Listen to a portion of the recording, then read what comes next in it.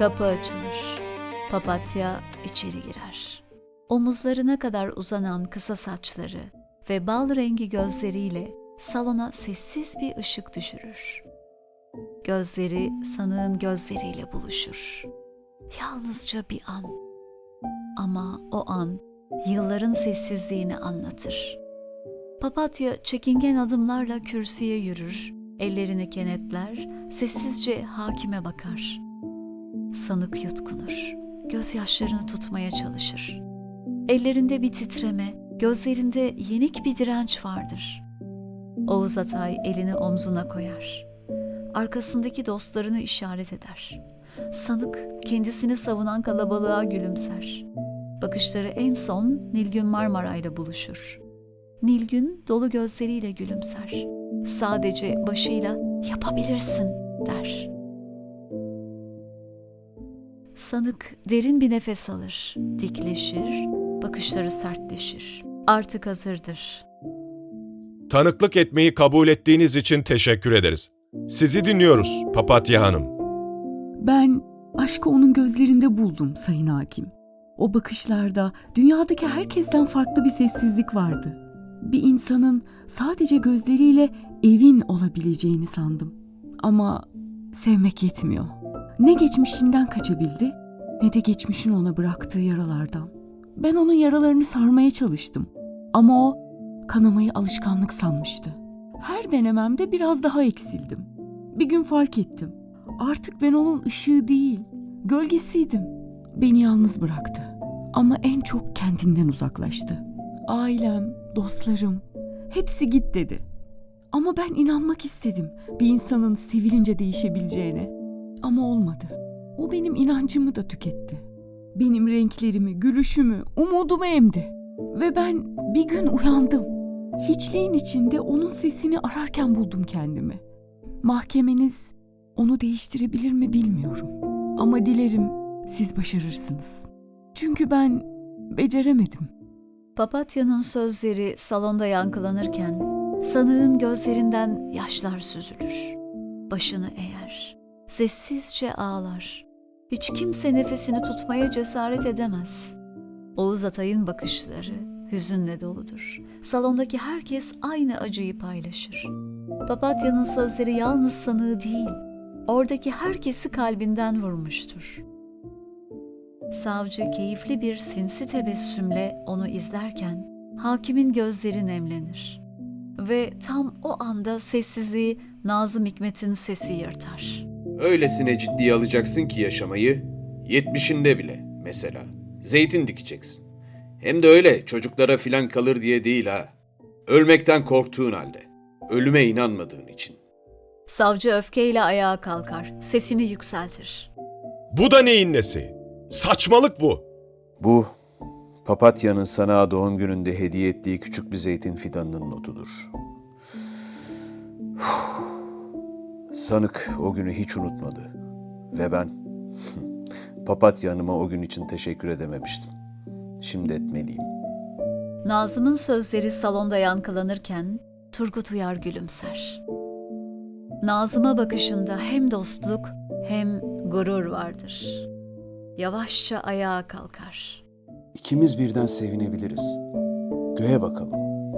Durmadan harcadığım şu gözlerimi al, kurtar. Senin bu ellerinde ne var bilmiyorum. Göğe bakalım. Tuttukça güçleniyorum, kalabalık oluyorum. Bu senin eski zaman gözlerin. Yalnız gibi, ağaçlar gibi. Bu da neyin nesi?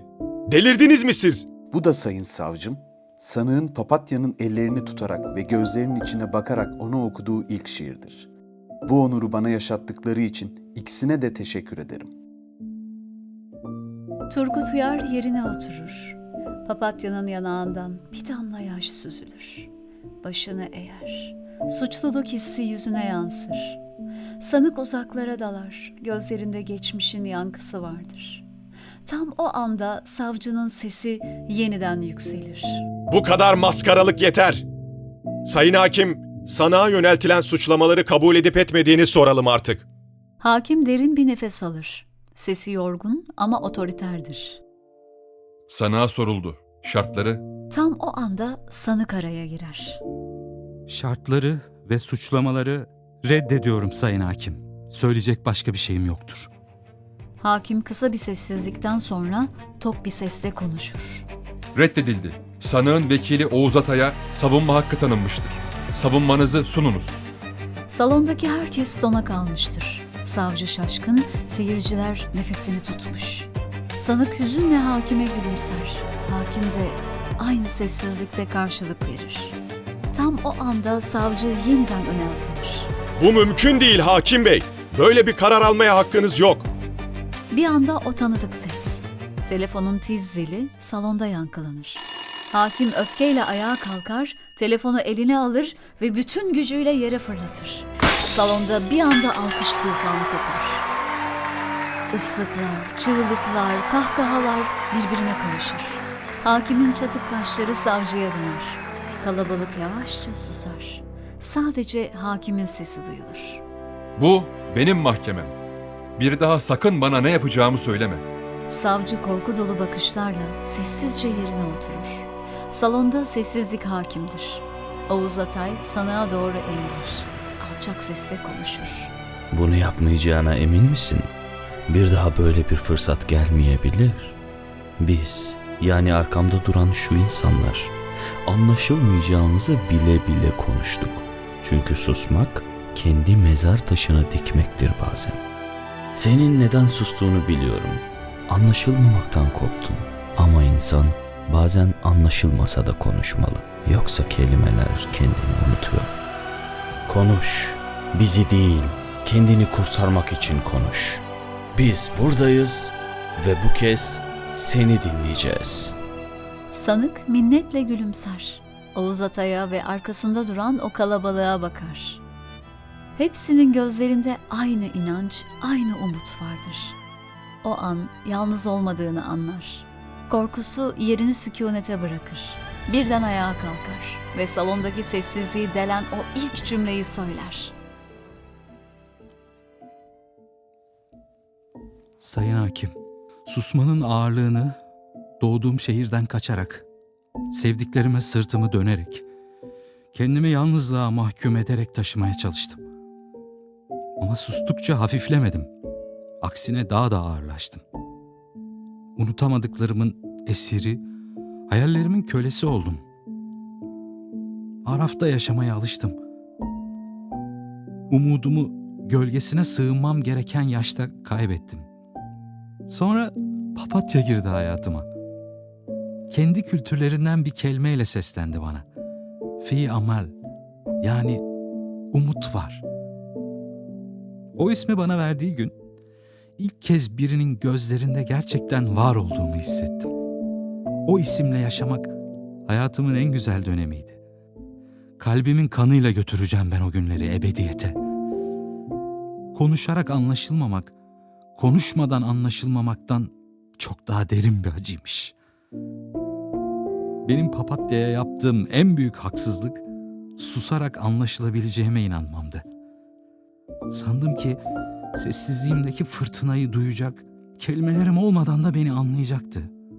Ama anlamak da bir yüktü. Ve o yükü onun omuzlarına bıraktım. Çok geç anladım. Anlaşılmak için önce anlatmak gerekirmiş. Eğer suçsuzluğum sevdiğim kadını suçlamaktan geçiyorsa ben suçluyum Sayın Hakim. Kıymetli dostum ve avukatım Oğuz Atay'ın dediği gibi bana her şeyin öğrenilerek yaşanacağını öğrettiler. Yaşanırken öğrenileceğini öğretmediler. Ben de kolayca razı oldum bana öğretilen bu yanlışlara. Sevmek bazen anlatmak değil, susarak eksilmektir. Ve ben sustukça eksildim. Papatya'nın bana bıraktığı her an içimde kapanmayan bir yara gibi kaldı. Ama o yaralar bile bana yaşadığımı hatırlattı. Bu yüzden ne müebbet korkutur beni ne de idam. Çünkü ben hala fi amelim. Yani hala bir yerlerde umut var. Fi Amal'in sözlerinden sonra salon bir anda ayağa kalkar. Alkışlar, ıslıklar, tezahüratlar. Oğuz Atay'ın yüzünde gururlu bir tebessüm vardır. Hakim huzurla gülümser. Savcıysa öfkeyle etrafına bakar ama kimse artık onu dinlemez. Herkes mutludur. Yalnızca Fi Amal ve Papatya hariç. İkisinin de gözleri doludur. Çünkü ikisi de bilir. Bu kapıdan çıkınca her şey unutulacaktır. Sanık fi amale isnat edilen tüm suçların düşürülmesine ve beraatine karar verilmiştir. Kalabalık sevinçle alkışlarken Papatya gözyaşlarını tutamaz. Fi Amal'e son bir kez bakar, vedayla karışık bir gülümsemeyle ayağa kalkar. Ve hızla kapıya yönelir. Fi Amal şaşkına döner, elini uzatır. Sesi titreyerek bağırır. Dur gitme. Ama Papatya çoktan kapıdan çıkmıştır. Ve o anda Fi Amal uyanır. Güneşin ilk ışıkları onun Eskişehir'deki bankta uyuyakalan bedenine düşer. Bir süre etrafına bakar ama Papatya yoktur. Gözleri kısılır. Hayal kırıklığıyla başını ellerinin arasına alır. Şimdi neredesin Oğuz Atay? Söz vermiştin. Tam o anda camla çevrili tekerlekli arabasını iten bir simitçi yaklaşır. Simit! Simit! Sıcak simit! İster misin beyim? Yok abi sağ ol. Simitçi gülümser ve sessizce bir simidi bankın üstüne bırakır. Ben yine de bırakayım. Para istemez. Ardına bile bakmadan arabasını iter, uzaklaşır. Fi Amal sinirlenir, bağırır. İstemiyorum dedim ya. Simitçi durur, başını çevirir. Fi Amal dona kalır. Bu yüzü tanır. Karşısındaki mahkemenin hakimidir. Adam gülümser, sonra sessizce uzaklaşır. Fi Amal gözyaşları içinde gülümser. Simitçinin bıraktığı şeye bakar. Oğuz Atay'ın kitabı. Tehlikeli oyunlar. Yavaşça kapağını açar. İlk sayfada yazan cümleyi sesi titreyerek mutlulukla okur. Ben buradayım sevgili okuyucum. Ya sen neredesin? Oğuz Atay. Fi Amal kitabı kalbine bastırır. Bir süre sessizce durur. Sonra yavaşça ayağa kalkar. Başını gökyüzüne çevirir ve mırıldanır. İkimiz birden sevinebiliriz. Göğe bakalım.